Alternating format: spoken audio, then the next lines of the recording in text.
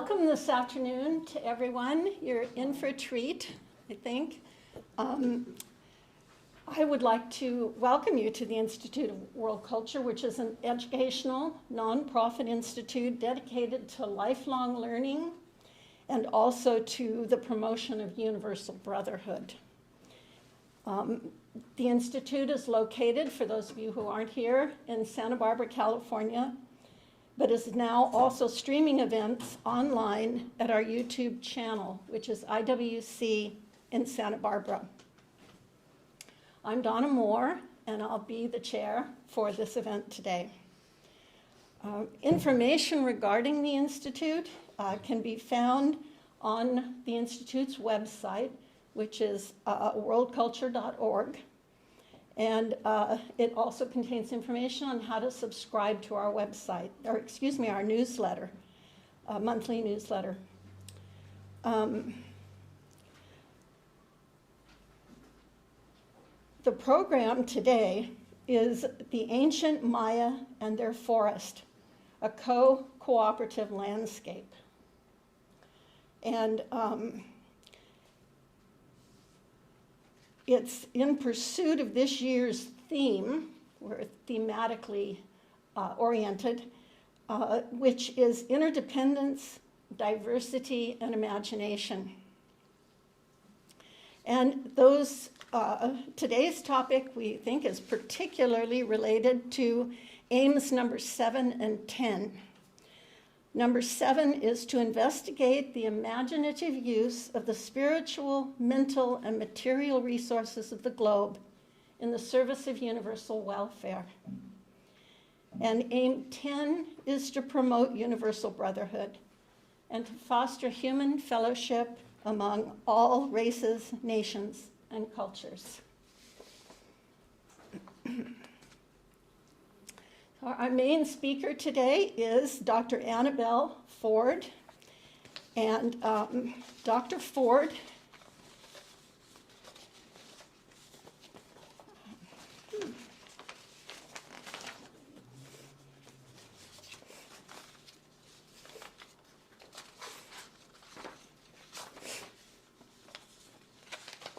well, somewhere I've misplaced my biographical material. I can say a few things. That's kind, thank you. I can say a few things about her. She is a graduate of the University of California, Santa Barbara, where she got both her BA, her MA, and her PhD. And she's also the director of the Mesoamerican Research Center. And she's also the president of a nonprofit, Exploring Solutions Past. And I think both of these really speak to what her interests are and what's of interest to us today.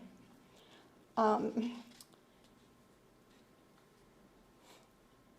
think I read that in 1984, I believe it was, her research interest took kind of a new light, and it came with the discovery of this Mayan site on the border of Belize and Guatemala called El Pilar. And she spent a lot of her expertise, her expertise is in archaeology and in settlements and settlement patterns and cultural patterns. And she's very, very interested in working with the people of the area. And she's entered into cooperations or with the development of this site, El Pilar, where she's founded cooperations with government agencies, with nonprofits, and primarily also with the local community and the local leadership. And I think she'll speak to most of give you more information about these El Pilar in her work. So I apologize for misplacing my notes, but at the end of her talk, we'll have a chance for Q&A, so please hold your questions until then, if you will. So I'm just so pleased to introduce Dr. Anabel Ford. Thank you very much. It's really a beautiful setting we have here. So thank you very much for inviting me. And in a way, I'll talk a little bit about my journey that was reflecting there. I started my field work in the 70s and visited this area and started, I was a participant on a project in Guatemala, not too far from El Pilar in 1972. And I started my own research in Guatemala in 78, looking at ancient settlement pattern between two major centers there, Tikal on one hand and Yasha on another. And while I was only 26, and I guess that's the only time you could do something so foolish, I cut a straight line with a transit, created a path and a traverse that would look at settlement patterns 30 kilometers distant between these two centers. At the time I started, it was assumed that these centers were like our cities and attracted people, and there was a concentric zone pattern that further away from the center, the fewer people you would find. And I was very impressed by the environment and proposed that there could be an alternative, and that it would be the alternative would be the environment was for farmers, and that farmers lived where there was a good environment, and the centers would emerge where farmers were. And that's the path that I have continued to bring up and show in my research. So do we see slides, or I just put the slide? No one sees slides, only me? I think I see it. Oh, there we have it. Okay, good. Excuse me, could I make a suggestion? Can that light go off Oh, so the yeah. screen's more highlighted by the by? Sure. Good suggestion. Yeah, so I think all of us in California are aware of where the sun is and where the mountains are and where the ocean is, and we have some experience in hiking, and we always can see where the sun is, even if we're not near the sea or the. But when you get to the Maya forest, there, you know, and you're walking around, and I would ask them, "How did you know to take that path over this? We saw the sun." So I had to learn how to see the sun when you're under the canopy. It was quite lots of different things like that were an experience for me. But indeed, you do see the sun. If you stop thinking it's all dappled, you can see the directionality of it. But it took a little while for me to adapt to knowing, without using my compass, how to actually negotiate that area. I want to give you a little background. I'm sure all of you, have any of you been to the Yucatan Peninsula or been to Guatemala and Belize? You know geographically where it rests. This area is in the tropics. It's actually in the higher part of the tropics. So where I work is 70 degrees above above the equator, but it's tropical rainforest. I just was there 2 days ago. It was definitely raining. And we have this impression that about the Americas, and I wanted to give you some feeling about it, that they arrived more than 12,000 years ago. There's lots of debate whether it was 15 or 20,000, but we'll say 12,000 years ago. When they arrived in this area, it was a different climate. In the area where I work, it was arid and dry at this time, and it's now humid and wet.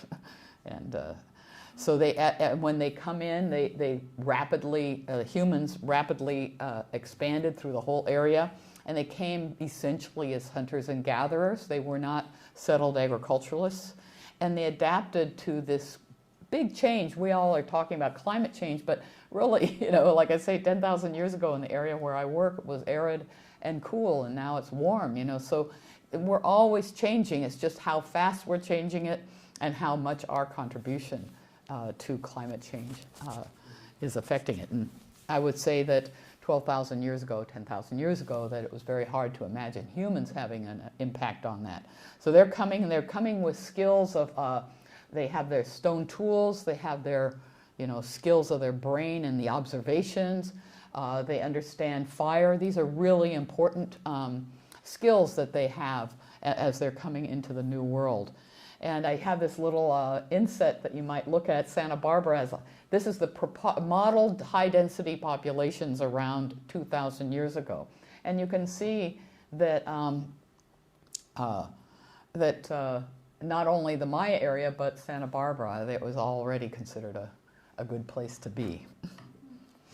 Now, the tropics overall, I think there's people have some generalizations. The tropics are poor soil, bad climate. I mean, even I've gone through the literature and there's lots of negative things about tropics. But if you're a farmer, you're going to be looking for good farmland. And yes, the Amazon has a big areas, way bigger than the Maya area, but it also is dominated by not very good farmland. And the area where I work in the Maya forest, you can see, is dominated by good farmland.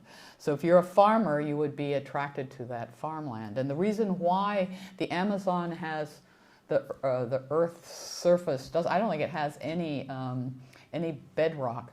And it's what rock existed is something like 4 billion years ago, 2 to 4 billion years ago. So it's quite degraded and quite changed. Where, as I know in geology, this is young, but that doesn't sound so young to me. But the limestones of the area where I work, of the Yucatan Peninsula and the southern part where I am working, is around 60 million years. So it's really young, and it's all limestone, has lots of calcium, other minerals in it, really contributes very well to the soil with the organic matter. So it's a real attraction to farmers.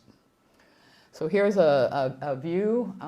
El Pilar is the biggest thing on there, and right in the middle, maybe you hadn't seen it before, but you can get it in a picture of where it is. It's in the central area. It's about 50 kilometers from Tikal, one of the major centers of the Maya area, and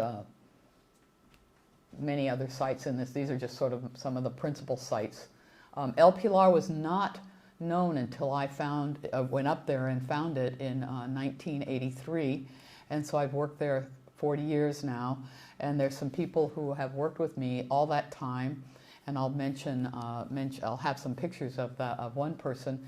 I was the way Donna got to know me or become aware of my work is that I brought up I guess you call it a delegation from Belize of a woman who is a spiritual woman, a Garifuna, who is a ambassador to the Garifuna Nation, and then Narciso Torres, who I have worked with since 1983, and he was able to receive the Chancellor's Medal, the highest honor that UC gives any person, and I argue he's a citizen scientist and deserves much more. I call him a master forest gardener. So a lot of what I've learned comes from the people that I worked with. In the work that I have been involved in and working with, this comes up. Over the years, I have become very interested in the landscape of the Maya forest itself. These are the dominant trees that you can see in the Maya forest, and every one of them is useful. And this is really important to understand that when I call this a co-creative environment, we are, just like if you were an elephant, you would be doing something that's changing your environment. We are very purposeful in changing our environment, in making it something that is useful to us. And what is really noteworthy here is that all these are found at El Pilar and all around. In fact, they're in traditional Maya forest gardens today. We find most all of these plants as well, and they all have important uses. And one of the things I'm noting here, because I'm going to talk a little bit about pollen, is that only one of these has wind pollen. And if you're going and looking at the pollen cores, I just took some cores. I just participated in palynologists helping me take cores that they will analyze from a lagoon in about 7 kilometers from El Pilar. And I hope to be able to see the variations of pollen there, but the pollen will prefer the wind pollen because that's what moves. And you can see all of the rest of the pollinators for these plants are not wind, it's their different kinds of animals. and as a consequence, those would be less likely to appear in these assays of pollen. So if pollen is only the wind, it's going to favor the plants that use wind pollen, and wind pollination would be where you have really open areas. If you have closed areas, it's not very practical for the plant to use wind. In fact, grasses in the Maya forest are all essentially selfers. That is, that they reproduce by self-pollinating, not by using any animals or wind. But when we're looking at these pollen cores and trying to reconstruct aspects of the changes that we see on the landscape, we must remember we're looking at wind pollen. And what has been popularized is that the Maya destroyed the forest. I don't know if you've heard this, that the Maya wanted to plant so many maize fields that they used up all the trees and destroyed the forest to have food, I guess. But that really is so, first of all, it's so unrealistic, because even today, with all our mechanical abilities and all our pesticides and so forth, the Maya forest still stands. So how could a pre-industrial agrarian society that uses basically stone tools as their main way of opening the forest actually succeed in destroying the forest? I just ask as a logical question. To me, it seems really hard. As I've worked there, I've observed how fast things grow. And I mean, it would be really hard not to have things growing. You know, I have a house there, and it was only grass. Well, of course, if you have grass, if you put in grass, it's going to detain natural things from growing. We took out all the grass, and I wanted to plant I wanted to have a plant that's called trumpet tree, or warumo, cecropia. It's a sign of really good regenerating soils, and you see it in places where a milpa or a field goes into regenerated trees. And it was like I must have told a joke, because all my forest gardeners were practically, they might have wet their pants, they were just doubled over, because they said this plant will come. I said, but where is it going to come? And sure enough, next year I had my warumo. So really, it's hard to stop this stuff from growing. But what I want to point out, and can you see if I point something like this? Mm-hmm. See, this is this area.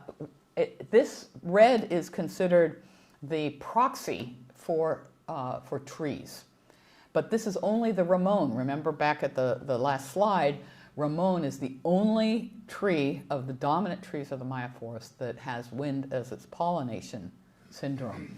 So what we're really tracking here is not forest, we're tracking ramon, and you'd have to prove that it's a good proxy for a forest, that if you're going to use ramon as the basis for saying the trees are gone, you have to be able to show that this is a good idea for proxy. It's a good proxy for ramon, but I don't think it's a good proxy for all the trees, because it's only one of the 20 dominant trees that even has pollen for wind. And actually, I think it's like 10% of all plants in the world are wind pollinated, and only 2% of the plants in the Maya forest are wind pollinated. So they've divided things between what they call the proxy for forest and the proxy for disturbance. And disturbance is considered bad, and forest is considered good. So it's just a binary kind of way of looking at things. And so if you look at this slide, you'll say, oh my gosh, there's no forest for 1,000 years there, you know? What's going on? But if you realize that we're only tracking things that are wind pollinated, disturbance will not be so disturbing, because it could be anything from a perennial regeneration to plants that are in the fields. And I take this as a big signal of the Maya milpa forest garden cycle working very, very well. And I hope that, I might have forgotten to bring this in again, I might have to go back to it, but that I can explain that this is a healthy picture and not a picture of something that is destructive. In fact, all the plants that you see that are shown in this disturbance are greens that they might have eaten, are like the cecropia, which is a very good indicator of regenerating forest, probably spices, plants that would have attracted different pests that would have otherwise eaten the crops. So it's really a much more diverse component than you can see. And actually we have a lot more data now on what people were using as wood during the time of the classic Maya. And then that is another matter, that they had almost every kind of tree that we see in the forest today is found in the botanicals, the actual remains of that are found in Maya middens, trash heaps. So how can this be? How can I say it? This is an example of how you can look at the landscape. And this is a cycle. If you think the mature managed forest, the secondary vegetation, and the open fields are something that's happening asynchronously all around. So someone will open a field of a hectare, and that'll be in an area which next to it may be another field, but maybe secondary growth or mature growth. And if you start thinking of imagining this, you use the word imagination, if you can really imagine a different landscape than simply something that's cleared for fields or simply something that is forest, you can start seeing that you can have both forest and field, and that this whole thing is very important as a cycle.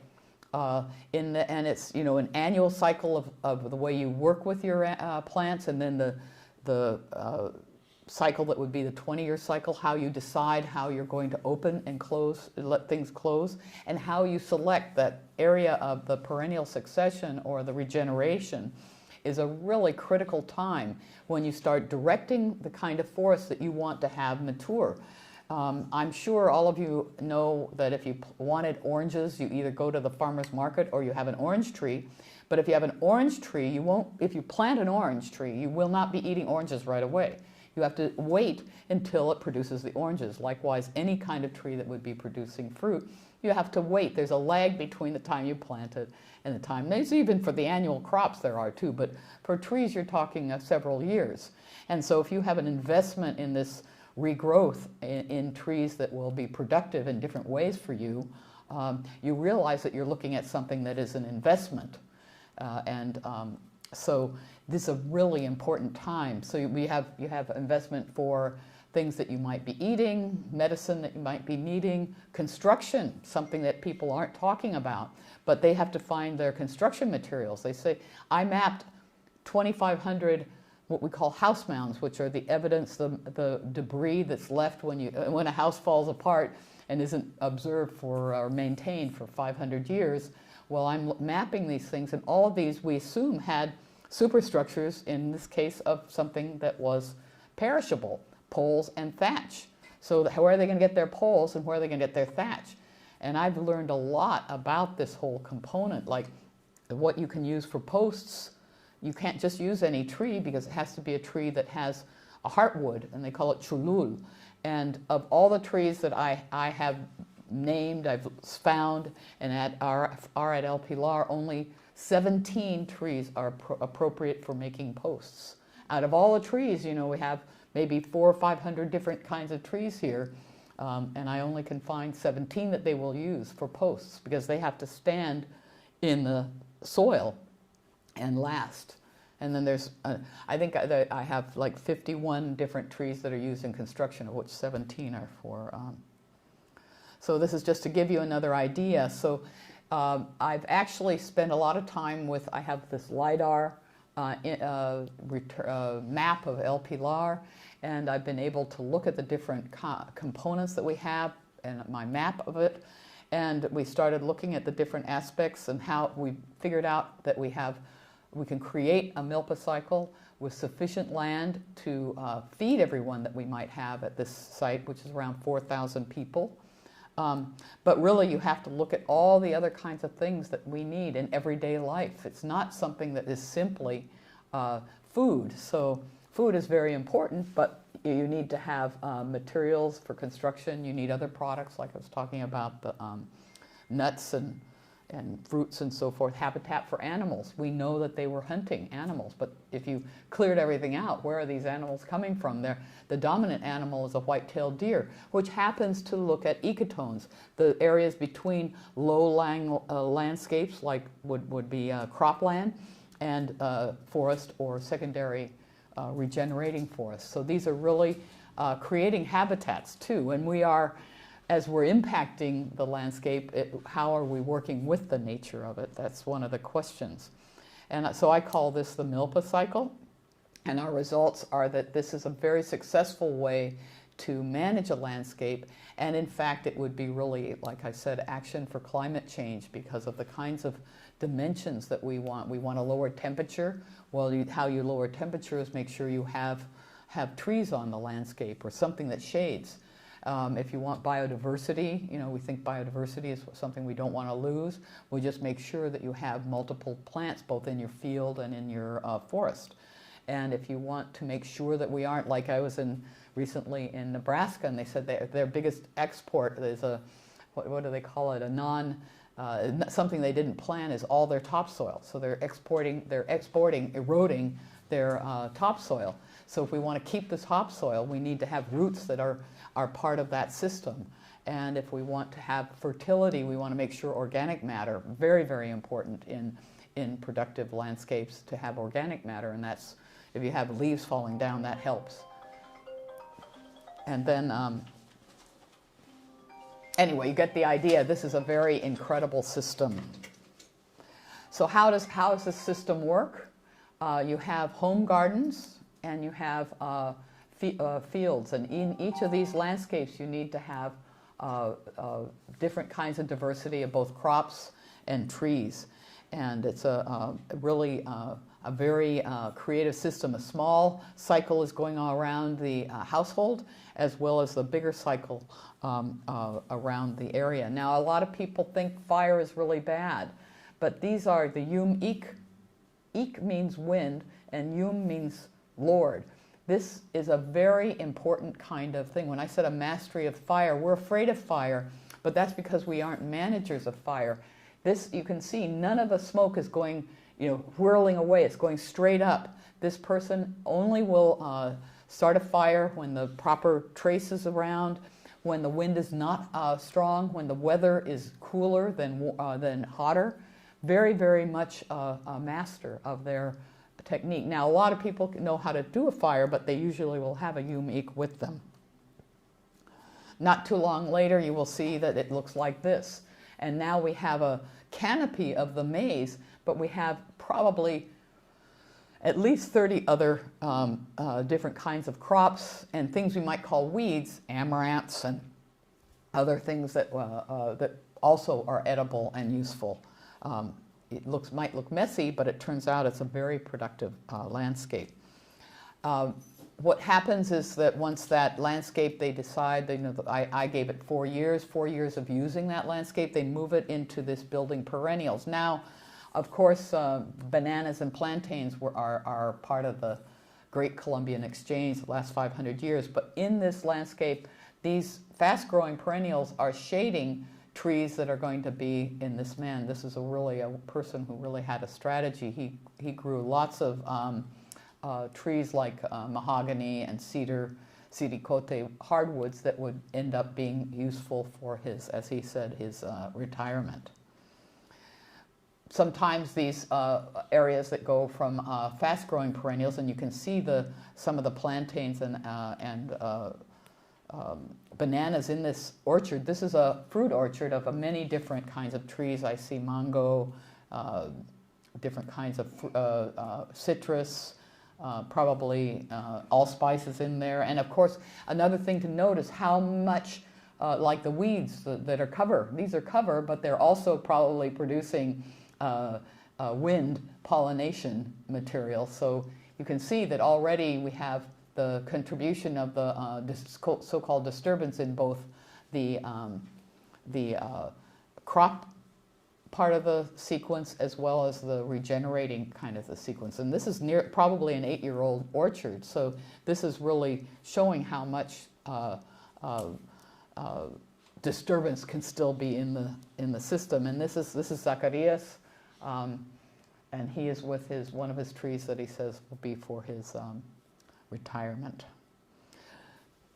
This is a picture that I redrew from a late 80s National Geographic, and where they said this is the fields detain the forest from the community. But I show this to the Maya forest gardeners, and first they say, where are the trees? Because you wouldn't have water. This is a limestone. If you don't have any shade, the water will just go right into the cracks in the limestone and will not be preserved. There's very few rivers or streams that are naturally especially around Tikal. And then also, so that's one thing. And then of course, why is it all square? They think it looks like the Mennonites. These people did not have a plow. And when you think of cultivable and the word arable comes from the word plow, or in Latin, arable. So we can't look at things that are arable as the same as cultivable. Cultivable is a much bigger type of land than something that is plowable. Plowable requires certain kinds of things like clay soil. You don't need, this is all wonderful friable soil, but it's not plowable because it's on hills and is rocky. But when you use a dibble stick and you walk, it's not a problem.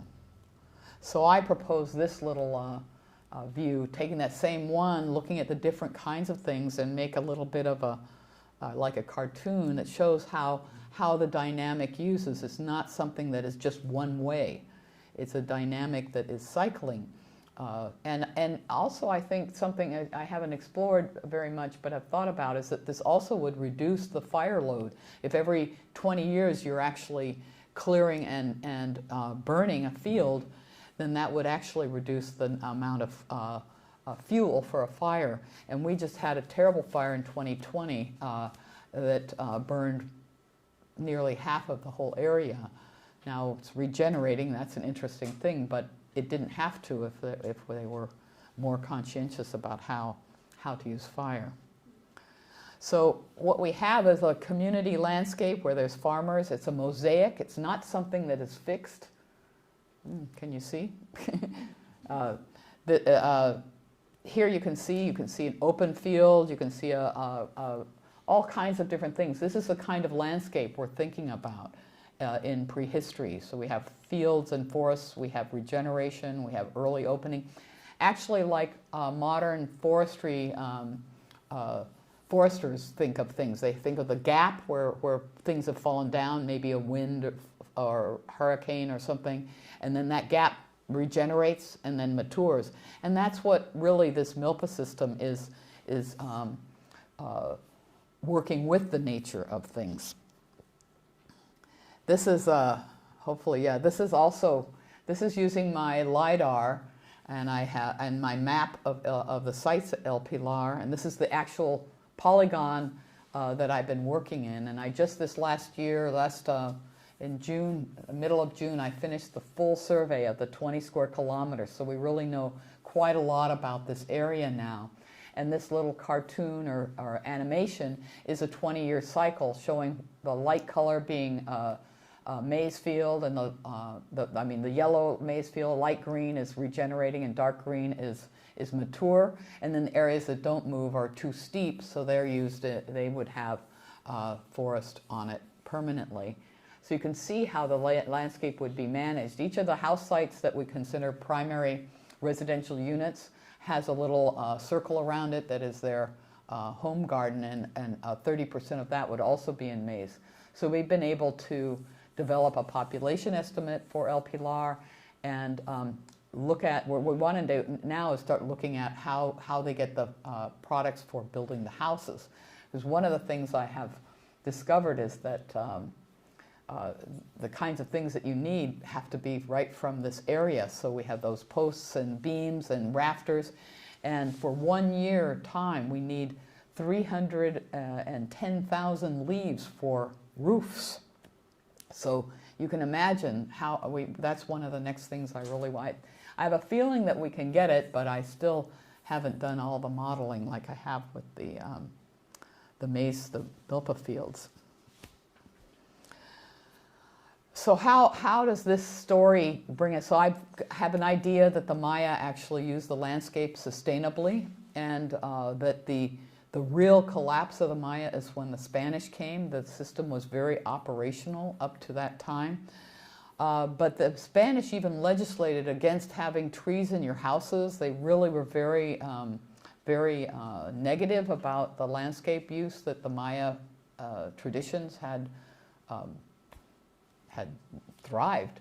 And today you can see that we have temperature rising and we have more chaotic precipitation. And the kinds of things that moderate that is this forest garden. If you have a lot of rain and you have a very diverse landscape, you're not going to get erosion, you're not going to get flooding, something that is really badly experienced all around the world, but in the area I work as well. And I kind of thought I was being a sort of lily-livered, but actually this is nighttime temperature has risen a number of degrees, almost 2 degrees. So you know that things are changing that way too. And this is, everyone knows that if you ask a student down there, or even here, you know, if you're waiting for a bus, do you wait in the sun or the shade? Well, gosh, you go in the shade and you're going to prefer a tree for shade, you know, and then you can actually measure that. You don't really need to measure the temperature, but you can know. So, I mean, that's something that's really obvious. And the kind of help I've seen, not just for that, but for understanding the principles. Here's Narciso Torres with our chancellor when he got the chancellor's medal. And as a consequence, I proposed to the nation of Belize that he should have nationally got the Meritorious Citizen for Environment, and that's the Governor General, a woman named Froila Salam, a Maya woman who is now the Governor General, the representative of the Crown in Belize, giving Narciso his award there. So we're starting to elevate the idea that these Maya forest gardeners are very important, and it would be important, I think, to bring them to the agricultural table to start looking at how both smallholders and even major operations could actually be more sensitive to both feeding people and conserving our landscape. So these same forest gardeners helped me at this little house that I have, and you can see there was just nothing there in 2005, and only 2 years later I had a lot of trees. So, I mean, it doesn't take much to invite the nature in, but more impressive is how it looks today. My neighbors don't have trees, but there's no problem. I have lots of trees. And that's because of forest gardening. And so I really want to talk about, end a little bit on why we need this resilience. And we need this here as much as we need that in the Maya forest. And it's from the principles of the Maya forest gardeners, these masters, that I really see what we can do. So we should be able to reduce temperature with having any kind of cover. We can increase biodiversity by having more than one thing growing anywhere. We can conserve water. Of course, shade is really important in conserving water. If you're wanting to dry your clothes, you don't put them under a tree, you put them out in the sun. So this is something really important to understand. Very important here because water is definitely becoming more of a problem. And building fertility, you know, we should use natural products, and this idea of constantly bringing petrochemicals in are, you know, contributing to all kinds of different problems, let alone being toxic. And erosion, I've talked a little about that. Just having roots in there is a very big help, and using them in a diverse, not a linear way. So the real important thing is, how do we care for our planet? How do we build all our medicine, even today, relies on plants for their origin. And then construction, animals, it's all related. This is a picture over the side, is a beautiful, it's called a guayacan, and the electrical board cut it down because they said it was, well, both trees they cut down, really missing the whole point of having something both beautiful and contributing to our biodiversity. So we are working in the field. This is a group of Maya farmers near where I live, or where my work is, and we're out there looking at how they have a diverse field, really beautiful, and really advocacy for community participation everywhere we should be. So with that, I think I just thank you and acknowledge all the wonderful people that have worked with me and have shared so much of their knowledge with me, just unselfishly, not worrying about what proprietary or if they're losing something. They really are people that have really made a difference in my life. I have a lot of different stories that are quite fun. This guy Carmen, for example, is more of a mountain or a field person. He probably was spent more time in wood cutting and maybe chicleros in his life, and he knew how to find water by looking at a bug. And I might have gone like this, but it was a damselfly, and damselflies can only live where there's running water. So it was really a neat experience, you know. And these are the kinds of stories. These are ecologists. So I really have to say I really appreciate them. I was just in the field with Narciso and some others. Just really a good experience, you know, to open your eyes a little. So I thank you very much.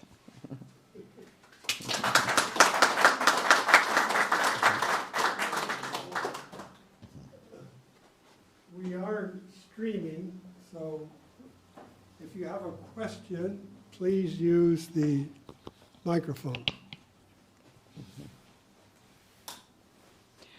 Thank you very much for your presentation.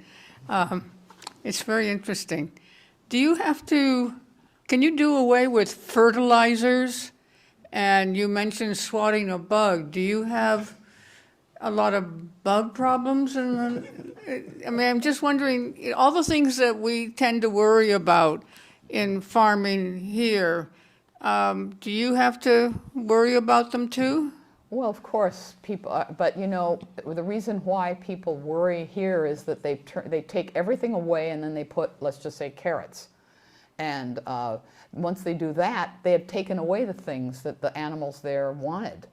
So if you work with the system and you allow these things we call weeds to appear, there's a really great story that Steve Gleesman, a graduate in ecology here at UCSB, but now retired from UC Santa Cruz in agroecology, and he shows where certain things that people left in the fields would attract the nematodes that prefer to eat that over the corn, you know, the maize. So we have to really think about what we're doing, you know, when we're excluding and including things. And if we do it like in a universal way, like with pesticides, look what else we get. You got the whole, I would say, intended consequences, not unintended consequences. If you're killing bugs on your properties, you're going to also be killing bugs everywhere.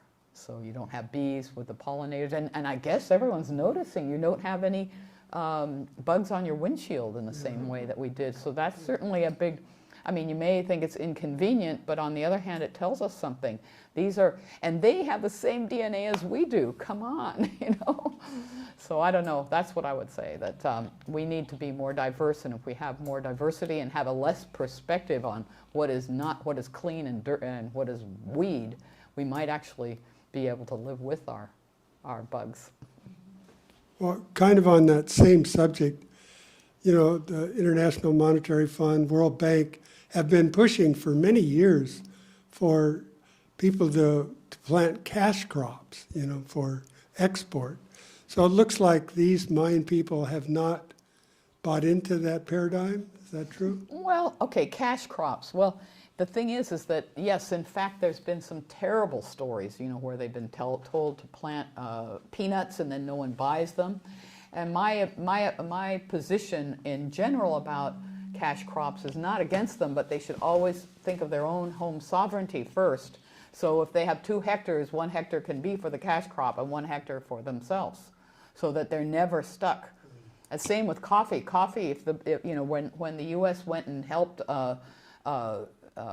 Vietnam, because of course they did a few things bad there, they wanted to give them some help. They found some kind of, was it Arabica or whatever, and they planted coffee there, and it completely depressed the coffee market all around, including in the area where I work.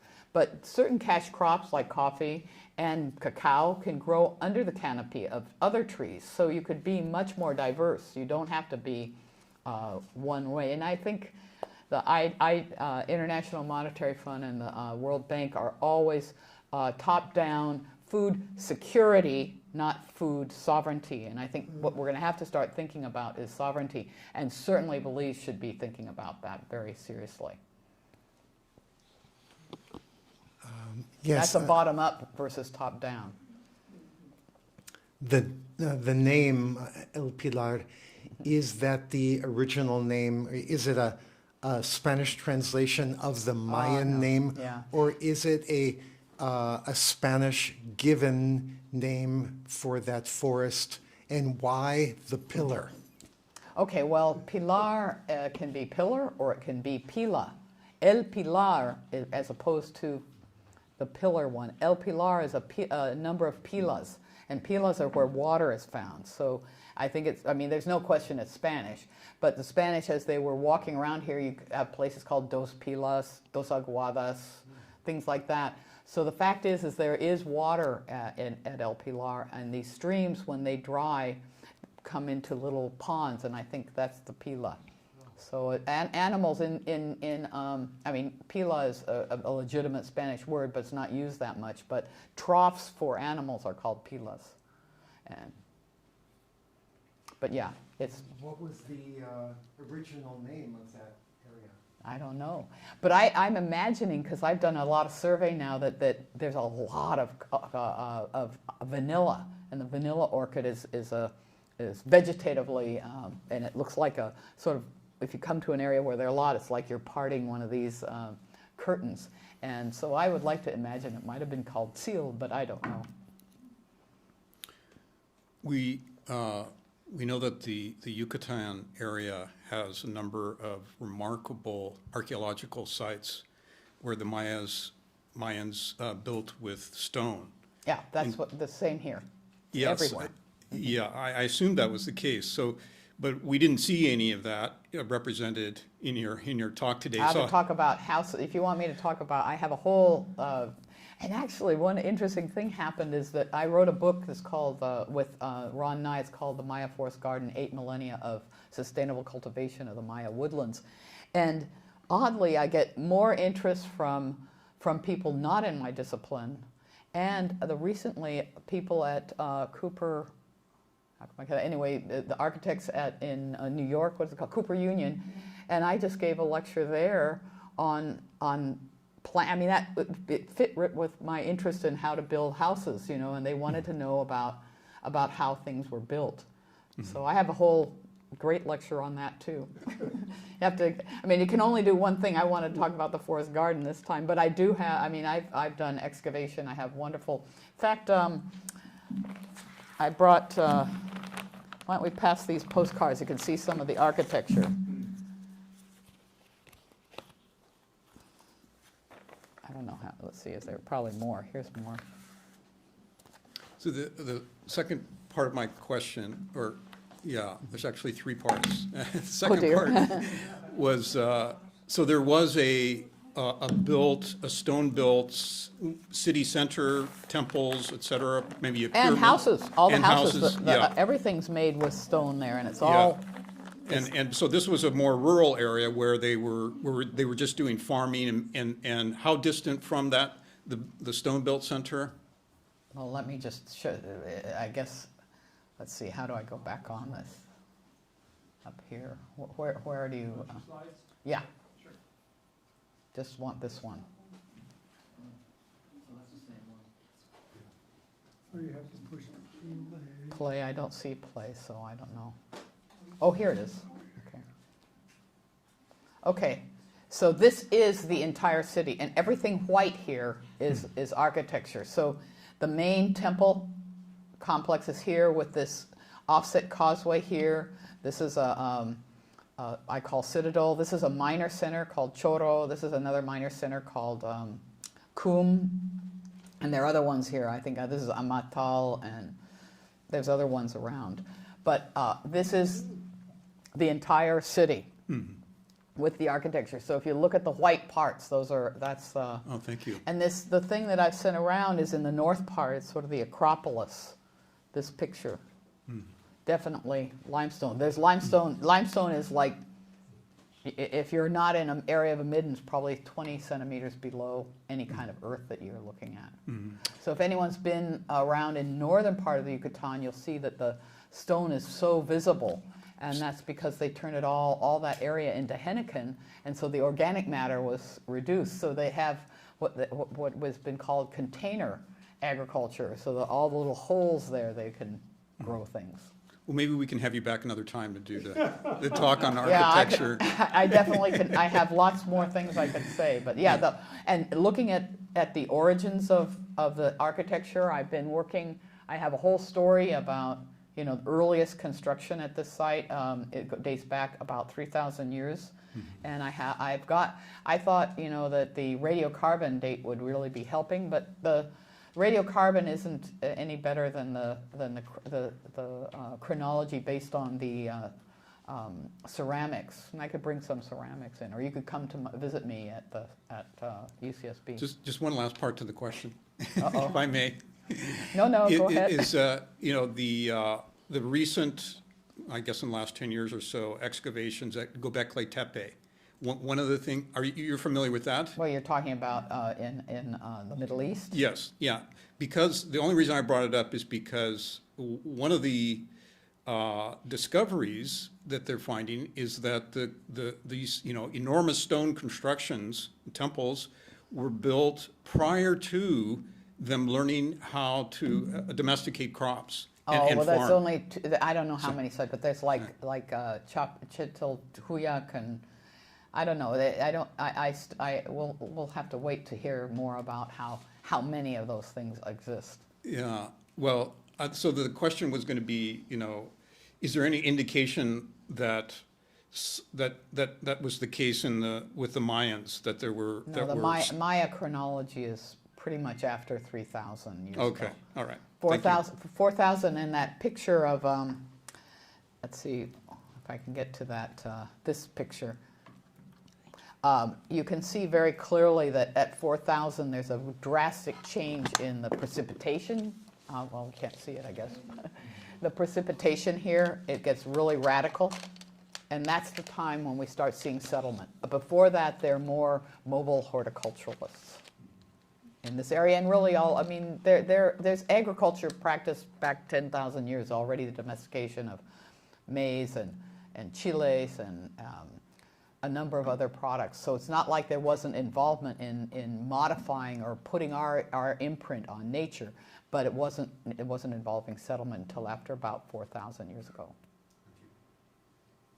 I'm just wondering about the role of rainfall in the El Pilar area, and especially of the cenotes. Are there cenotes in that area? There are cenotes in some of the mountainous areas, but there aren't cenotes like in the Yucatan. It's not flat. This has got, El Pilar sits at about 260 meters, and the valley, which is only 10 kilometers away, is at about 40 to 60 meters. So we've got a lot of relief going on, so not a lot of evidence of cenotes, but there are some cenotes, and they're very large, and you can't reach them unless you rappel.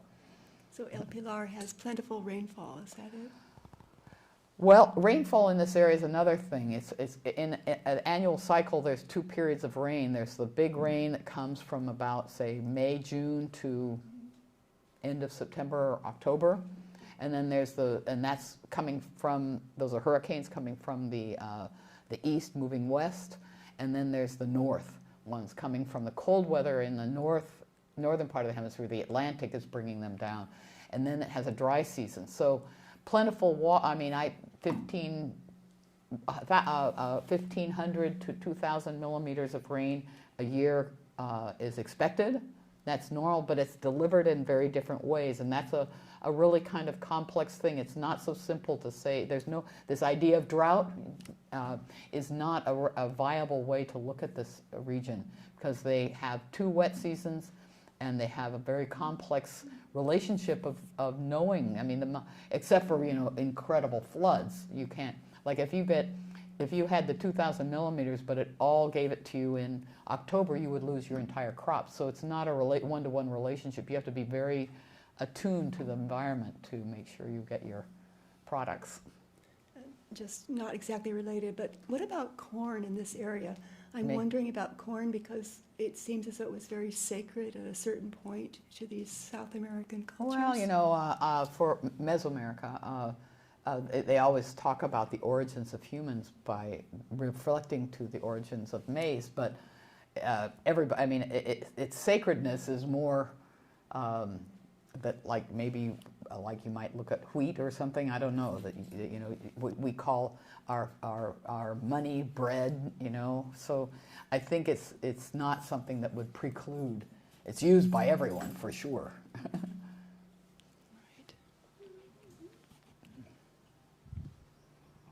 Have you noticed any GMO seeds being introduced down there? Presently. Yeah. Oh, well, there's great effort to get, of course, in Yucatan, it's already there. And the Mennonites in Belize won't introduce it. It's be very scary. I think, I mean, in Mexico, it already is there. And they're already, there's a whole industry in maize, in miel, what is that, in honey. And the honey in Europe, they do not want anything GMO, and they're starting to see, they thought that bees only go certain distances, but apparently they go farther than you think. So they're not using GMOs now?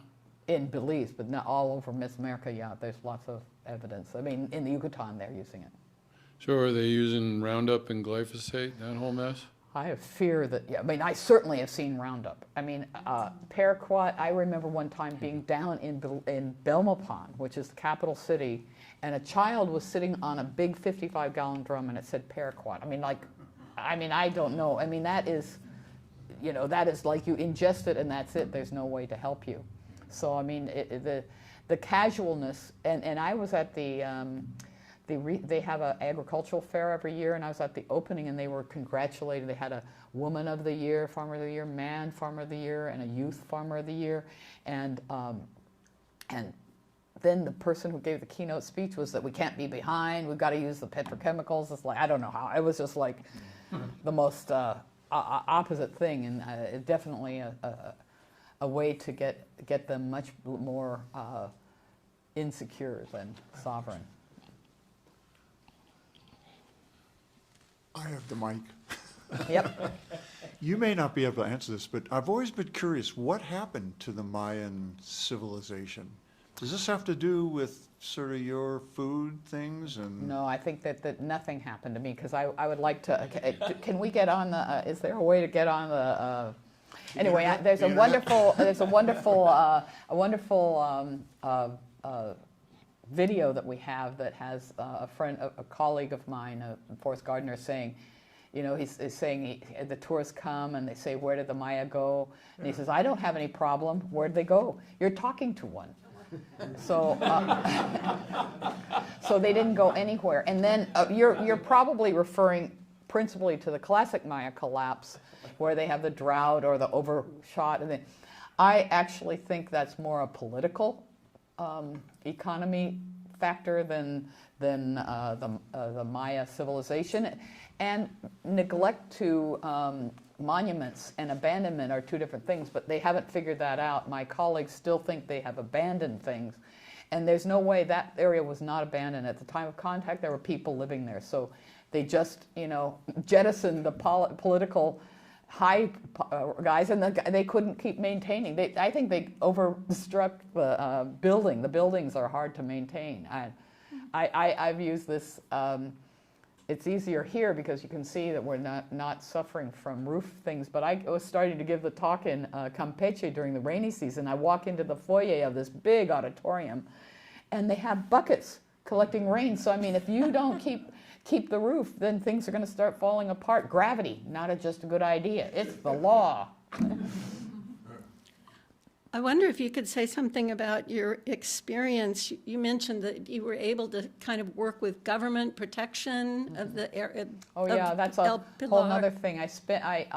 So when I started my field work, I was looking at Maya settlement patterns, and I looked at 3 transects, one that went to El Pilar and then 2 others that were lower down on the valley. And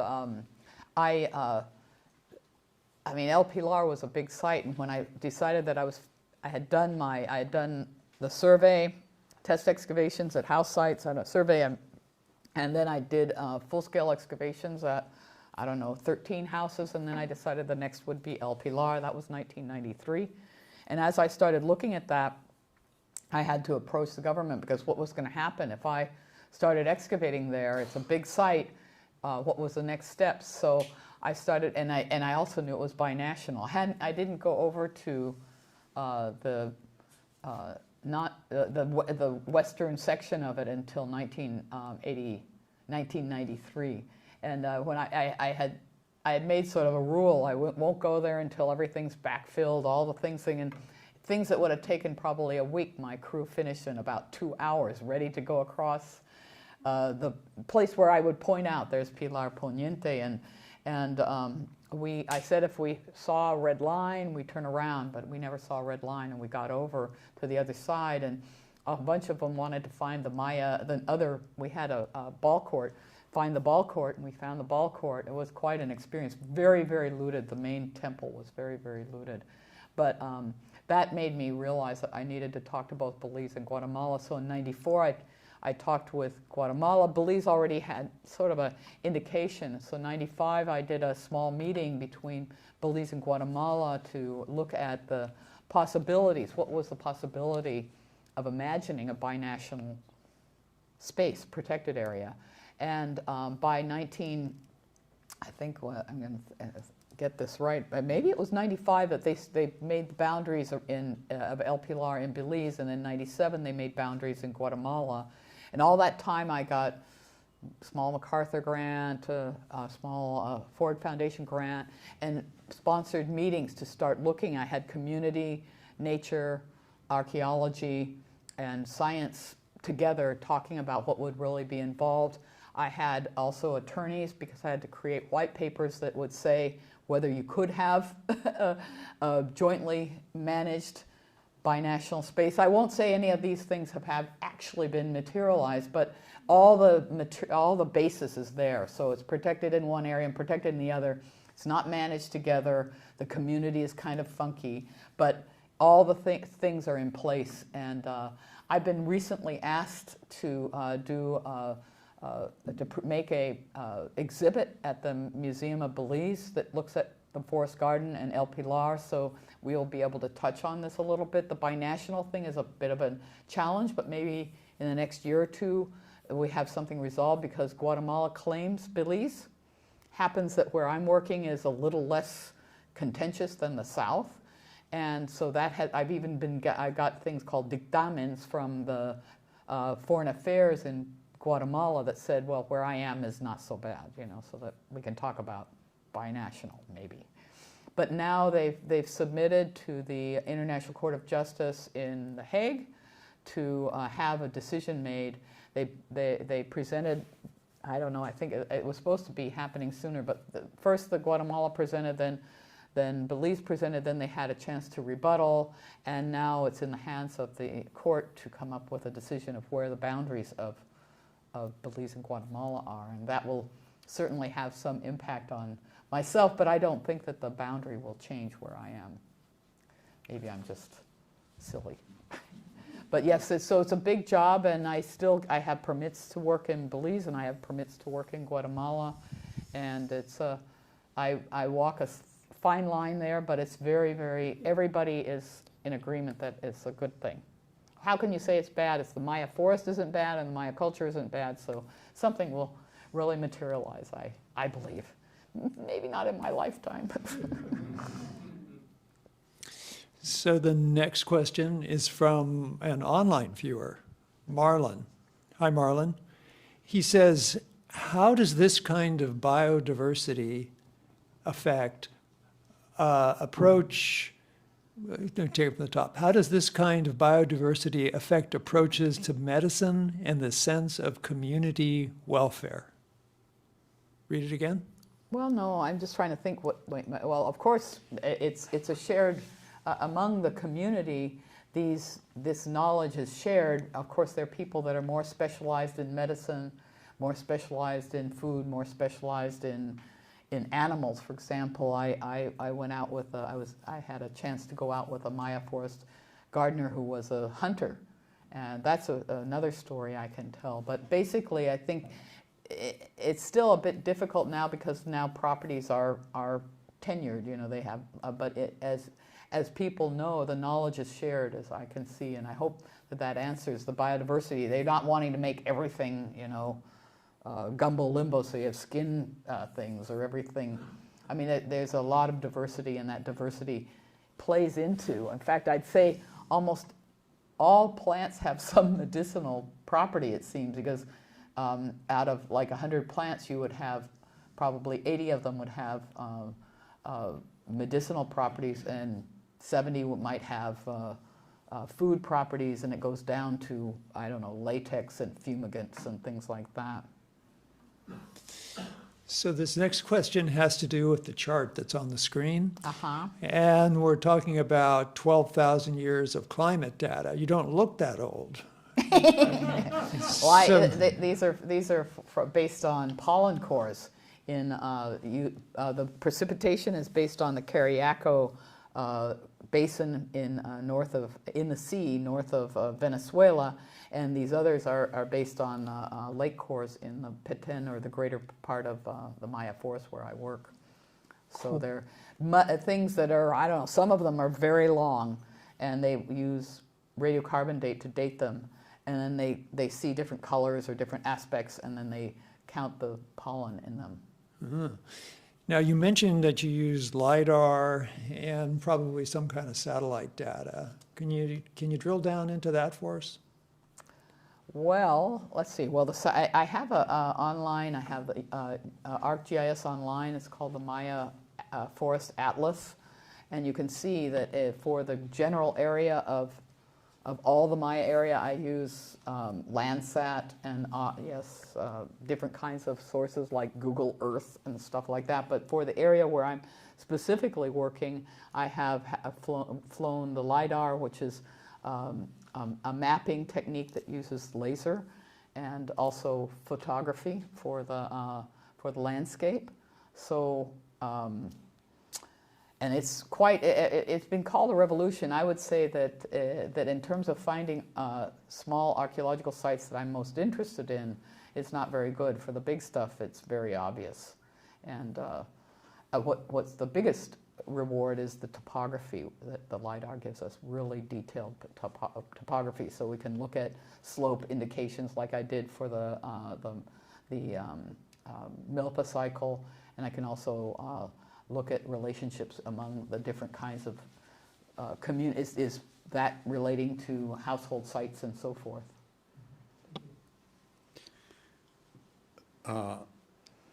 Different category of question. Have you also studied like ancient Mayan mythology, and that the whole sort of the structure of their mythology? Because it seems like there's a lot of unknowns, a lot of mystery about all of that. Well, there are a lot of people who are much more into that. You have to do work with the contemporary and the ethno-historical data, and I'm familiar with it, but that's not a specialty, and certainly the archaeological record will not speak to that. And it doesn't play into their knowledge of and current practices in regards to Well, gardening. they have a very respectful approach to the earth. And I think that, they have, for example, when the traditional way before they would start a planting, they'd have a special event called a chachak, calling for the rain. Of course, now they say there's not enough people saying chachak, so the rain's not coming. And that's pretty obvious, the rain's not coming. And you can't deny there are not enough people saying it. So cause and effect, I leave that to you, but I think also what's happening is people have removed so much. I mean, they've changed the environment. If we had more forest, there would be more rain. The rain is really related to how the water is related to those trees.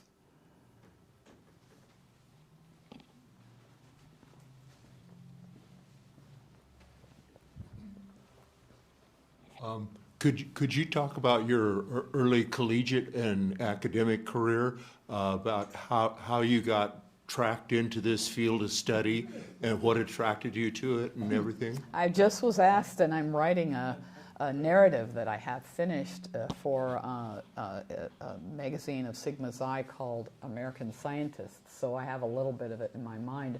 you know, just like so many careers, you don't just say, in my case, I didn't say, oh, I want to be an archaeologist. I think if anything, I wanted to be an ethnographer. And I had read a book about markets in Oaxaca, and I'd already been to Oaxaca. Couldn't imagine something more fun than going and pricing things at markets in Mesoamerica. That sounded terrific, and they were doing things with household implements and looking at belongings and so forth. But for volunteer situations, they were really nothing in ethnography. There was only in archaeology. So my first experience, I went down to Guatemala in 1972 and worked with a project there. And I guess just because it was so novel, and the people, I mean, I was astonished by the animals and the bugs. You were asking me the bugs. Oh my God, you would be camping and a stream of ants who could bite you too went on through. You know, that was their path. I mean, they didn't ask to enter. There was no knocking on that one. And I mean, I would see, like I remember catching a frog, and they said, oh, that's a whoa. And, you know, I felt they were pulling my leg. They said, there's a gran boda, there's a great wedding, and all of them will go, whoa, whoa, whoa. And in fact, I've now been able to hear that. It sounds like, I don't know, the Indianapolis 500 gearing up for a race, or maybe the Close Encounter of the Third Kind. But I mean, these are experiences that were given to me by the people that I met, and I very much enjoyed them. So I decided I would come back and visit, and then I entered in graduate school and went down in 1975 and did some checking, mapping and checking, and then I developed a proposal and went down and did my work in 78. I think by that time I was definitely very, very interested. And one of the problems, as I mentioned, is people weren't looking at, there was not a lot of work in settlement work, and I could see that I could do that and not be in competition. I'm not really good at the Tarzan type approach, the big sites and the tallest buildings and, whatever. And actually, I should have done something more for El Pilar, because I found that site in 1983, and I said, it covers 50 hectares, has, 25 plazas, and evidently that's not enough. You have to be saying it's the biggest thing to sliced bread and I don't know what, because still it's not seen. People come there, oh, it's so big. Well, yeah, I said what the size was. What, do you have to be screaming it to have attention for it? But so I really was much more interested in settlement pattern, how people use that landscape, and that was the real mystery. People want to say that the Maya destroyed the forest, and yet I could see that couldn't possibly be true.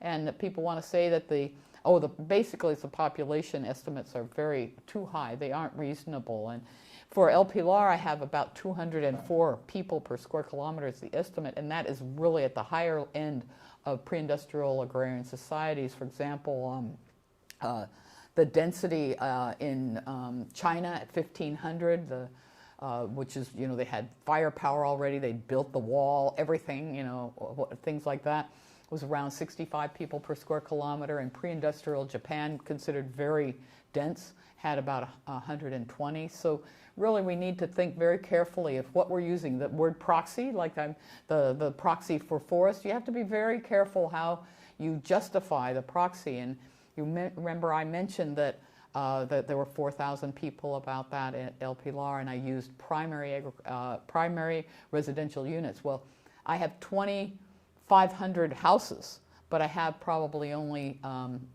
300 or 500 or something, or maybe less. I don't remember right this offhand. Let's say 300 primary residential units. A real difference that if you count all structures, you might get 1,000 people per square kilometer, but if you count residential units, you get something more like 200 per square kilometer. So it's really, 1,000 people per square kilometer. Bangladesh, I think, has 700. They're not doing so well. Benin, well, we could a few other places too we could think of, but really we have to be these are human beings that lived in their environment. I wait till I get my data on the construction. I think that's something no one has. Everyone wants to say that they lived in perishable structures, but you have to build them and live in them. This isn't directly your topic today, but you spent a lot of time down there. Did you have any trouble with the socio-political problems that have gone on in Guatemala? And Well, you know, my first work was in Guatemala and my long time was in Belize, and I left Guatemala largely because I couldn't imagine bringing students into an environment that I was feeling a little bit disquieted by. I was traveling there in '81, and I mean, every kind of thing happened. I got caught in crossfire. I got back to a place where I was staying, and they said, oh, they had just stopped all the personal cars. They're so glad to see me. Went down to Petén, and I came back. They burned all the main buildings at Tikal. So it was not looking easy to bring students, you know, down. But Belize looked okay, and of course I was right in the same zone.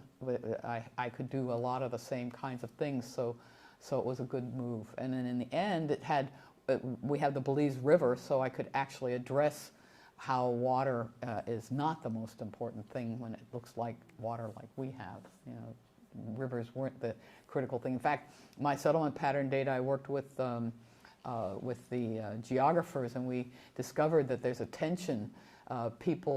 Houses, I should say, do not locate more than about 500 meters from any running water. And if you think of the monsoonal quality of rain there, you probably think you'd want to be more than that, otherwise you'd be washed away.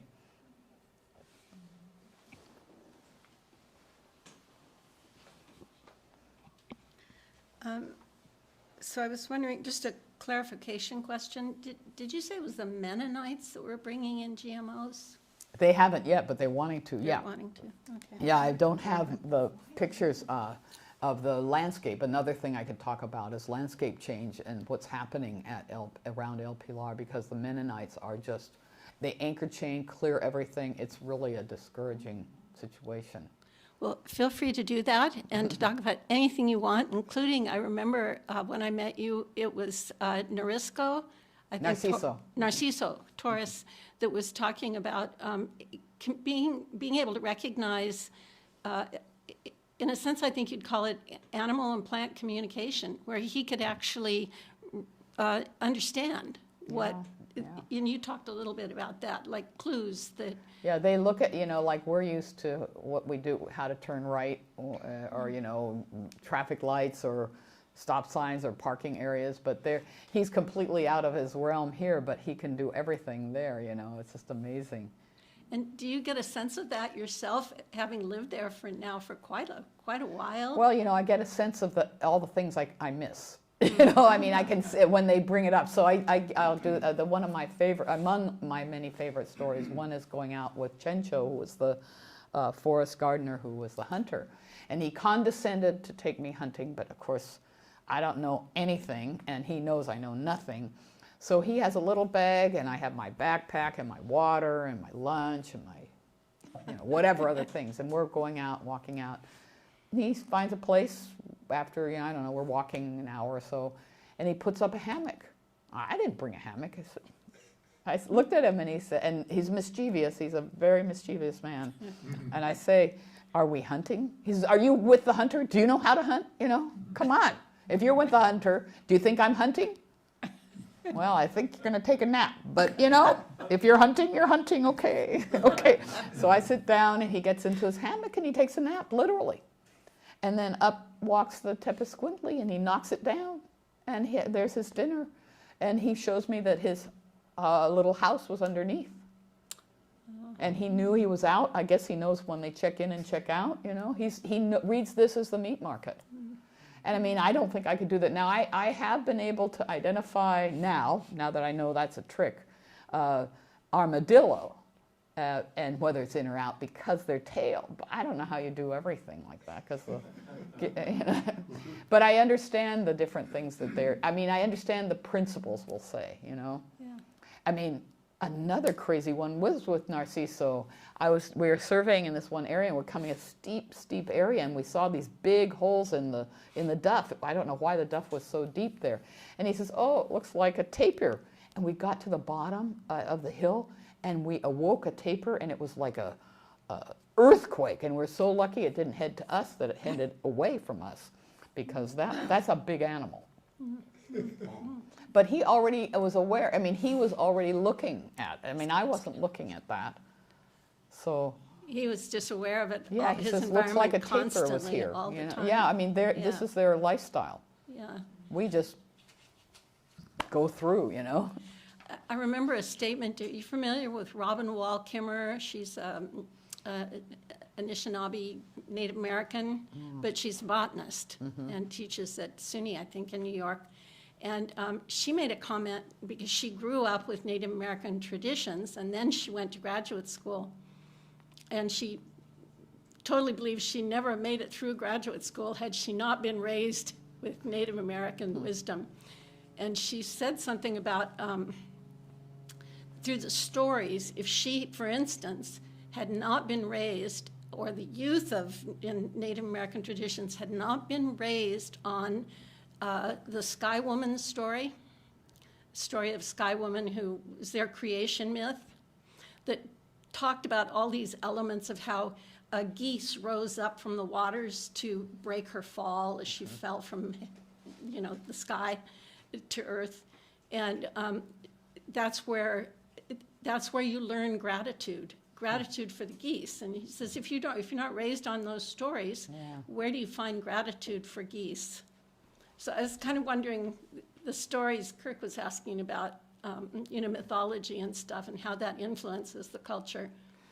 Yeah, well, I'm just very material, practical, archaeological, but when I do hear, for example, when I was at a Chachak and I listened to it, they were saying, please don't let the cedar burn over there and make sure that the deer doesn't get so far in. I mean, they were acknowledging all the natural resources there. No one thought that was special, so to me that was very special to hear that actual, it was, and don't let me trip. One of them was make sure I don't trip on that route.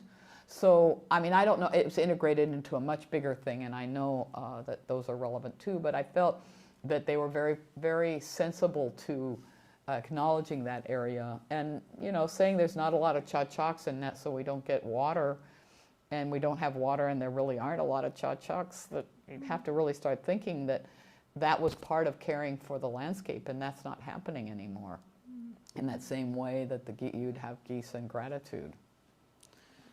Well, just one more quick question, sorry. I just want to ask this. If you were looking at, you were talking about populations that were sustainable during more traditional times or earlier times. Today, that's a real problem for people, is being able to, a lot of the things that we hear about chemical fertilizers and all, it's because we can't sustain large populations without these things, which in fact they're finding is I really don't believe that. Yeah. I believe that we've moved in the wrong direction. Yeah. And actually, it comes from a Eurocentric or American and Eurocentric view that we can't do that. In fact, I think I'm going to be underestimating, 70% of the food comes from smallholder That's true. landscapes. Farmers. So if that's the case, and the Green Revolution has been a complete and abject failure, and even the people who are planting there, they're stuck with hybrids. They don't have a lot of native corn. The maize has changed, but they feel they were fooled because those were designed to be planted mechanically and collected mechanically, and they store the way the sheath of the traditional corn is very tight, and it can last quite a long time, several years, which the hybrid corn cannot at all. It can't even last a year, So I think that, and I was part of a thing called Republic of Plants, and it was in India. So the most of it was focused on rice, but I was really amazed. There's a particular rice in Kerala that they plant during the monsoonal time, but it matures when it's already brackish, so it can tolerate that. And then in its root areas, these little shrimp grow, and those are some delicacy. So, I mean, it's more like we have to be more attuned. I really don't know. I really want to be more attuned and not, we shouldn't need all those things, but we're making monocrops. So as long as you have monocrops, you're not going to be able to look at the more diverse ways we can use our landscape.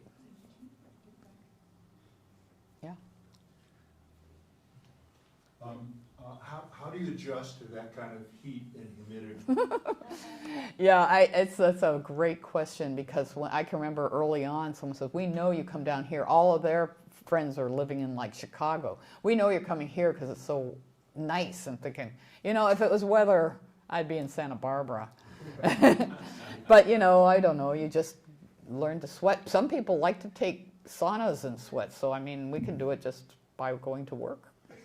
How long does it take you to really adjust and be comfortable in that kind of? I don't think you ever get comfortable if it's really hot, if you're sweating. Like, I got there, they had some terrible weather, like up in the 120 degrees, 110 degrees, and that's, if it's humid, that is absolutely unbelievable, brutal, yeah.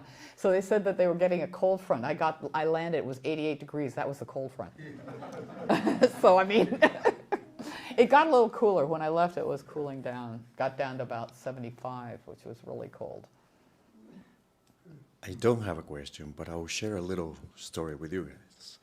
Mythological about facts about Maya people that you're talking about, animals. You're probably familiar with Tecumán.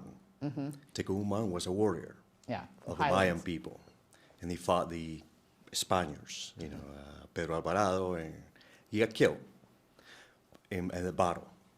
But we have a bird that is called el quetzal.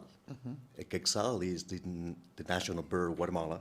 Correct. Is also the currency. The bird is green with red chest. The story goes that quetzal will fly on the shoulder of Tecumán, just like a pirate in the perk. With the battle with the Spaniards, Pedro Alvarado, and Tecumán got shot and killed. He fell out of his horse, landed on the ground, bled out, and the little bird landed on his chest, and he died. So the representation of the red chest of the bird represents the blood of Tecumán, which was the Mayan protector or warrior. Well, that's a good myth. I do have a question, though. But I do have a question for you. El Pilar is more like a flat land. No, it's quite mountainous. Well, I mean, 10 kilometers.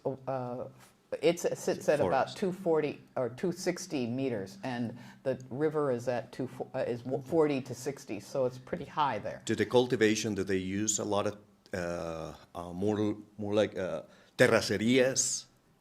No, this is like, the terraces would be used if the water is moving too fast. There's some terraces, but they aren't abundant. It's not Mostly if the utilized land then. is just right, they don't need to make any changes. So if it's too wet, they need to drain. If the water moves too fast, they put in terraces. But basically, it's, and same with Tikal, it's no evidence of that. So it kind of, you get into this big thing on agroengineering, and people want to say that it's intensification when you get terraces or drain fields. And I say you intensify here with skill, knowledge, scheduling, and use of fire.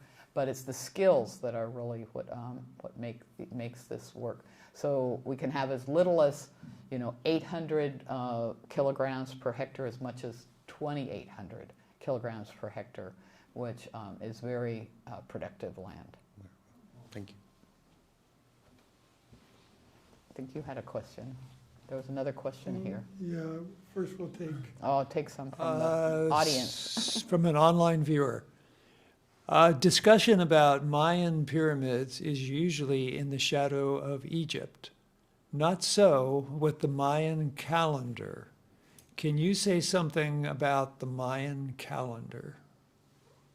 Okay, well, first, I don't know about the pyramids and stuff, but the Maya calendar is a number of cycles. It cycles on the base 20, not base 10, and it has a 20-day cycle that goes into a much more complicated 20-month cycle that is, everything is base 20, but I'd have to look up. I actually wrote a very interesting article when the 2012 was happening.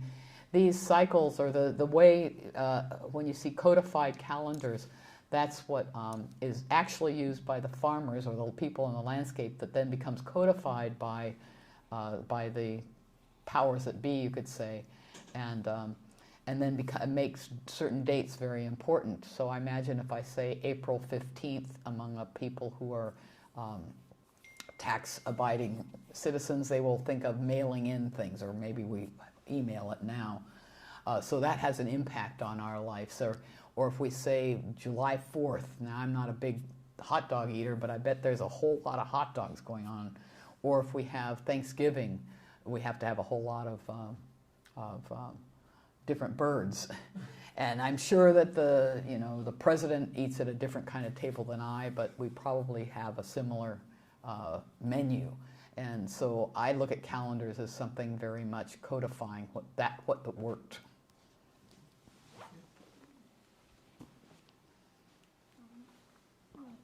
It's not a very important question, but I wondered if you saw any really beautiful birds when you were down there, and I was especially thinking of, he pronounced it properly, the Quetzalcoatl. The Quetzal. No, Quetzal is a bird that only is in the cloud forest. It's a good myth that he was somewhere near Tecumumán, but chances are high they were much higher. They very much live in the cloud forest.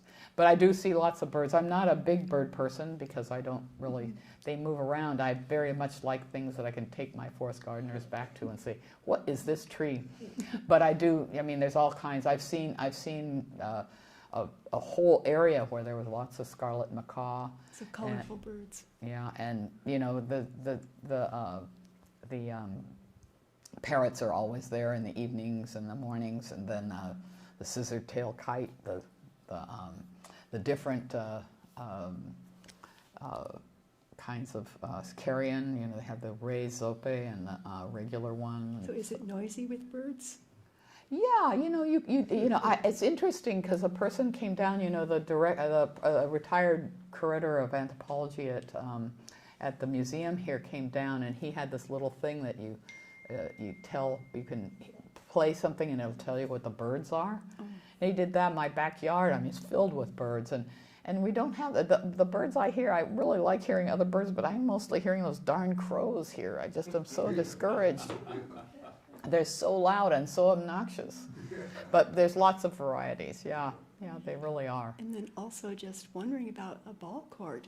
Is a ball court nearby? Oh yeah, I have 3 ball courts at El Pilar. One in the southern part of the big area, which I call Nojol Pilar, and one in Pilar Poniente, which is like a sunken eye, and a little bigger. And then I have one in the middle. And it was real. At first, I was so upset that there was this thing that looked like a house mound in the sunken plaza that connects the 2 causeways that link El Pilar on the east to El Pilar on the west. And my Guatemalan thing says, I really think it's a ball court. And so we spent a little time there, and I think it's a ball court too. It's not big, but it's definitely set up like a ball court. So yes, there's lots of ball courts. And I would like to announce that on the 7th through the 10th in Belize, in Orange Walk, they're going to have a tournament. It's called Poctopok is the name of it in Mayan. And it's going to be a tournament lasting the 7th, 8th, 9th, and 10th, I guess, that will be a tournament from Mexico, Guatemala, Belize, Salvador, Honduras. I think there's a Maya group coming from Los Angeles, and they're going to be the World Cup, they called it. It's going to be a great event, so I invite you to join us down there in Orange Walk to see the ball game. It's very, very, I don't know how they do it. They can only hit with their hips, and they have to get it through the circle. So it's going to be a great event, so come on down. So we'll bring this to a close. Carolyn Dorrance, president, is going to give a vote of thanks for the Institute.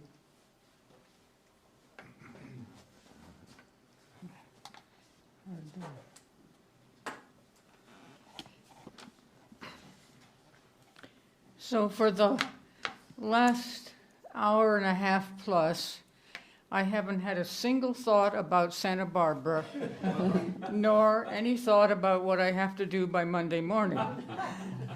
Because you have completely transported us to another location which we probably know very little about, and given us so much information and perspective on the land and the people and your remarkable efforts to be part of it and learn from it and help do essential things to make it survive and flourish.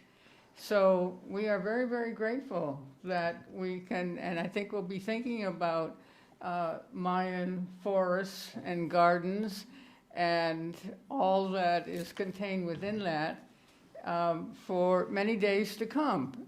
So it's wonderful to have something positive and constructive, whatever the difficulties which you do encounter, because every place has some difficulties. So this has been a real treat, and that is very essential to the mission of the Institute of World Culture. And you certainly qualify for the label globalist.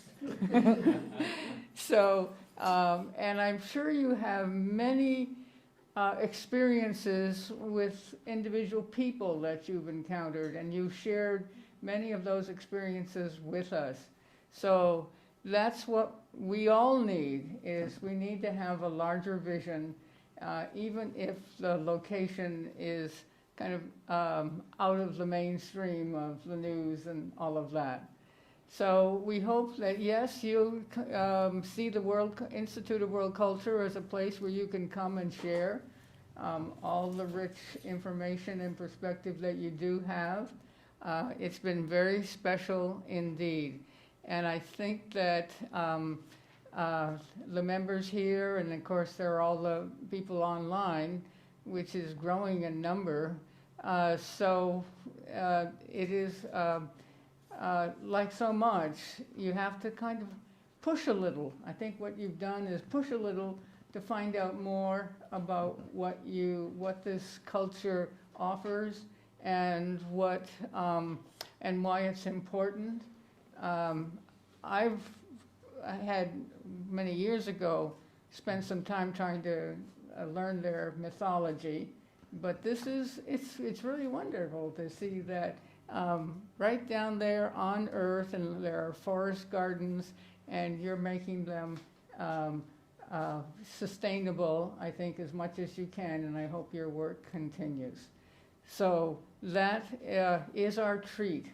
And we may, who knows, maybe somebody will go down to see some of these forest gardens. So, well, you can support Exploring Solutions Past as well. Okay, yes, that's true. So remember that as an option for your use of resources. And I'm sure that if you have any additional questions or comments, you can contact Dr. Ford. You do spend some time in Santa Barbara, oh, yeah, right? Yeah. Definitely my home, my office. I'll be out there on Monday trying to figure out what happened while I was gone, yes.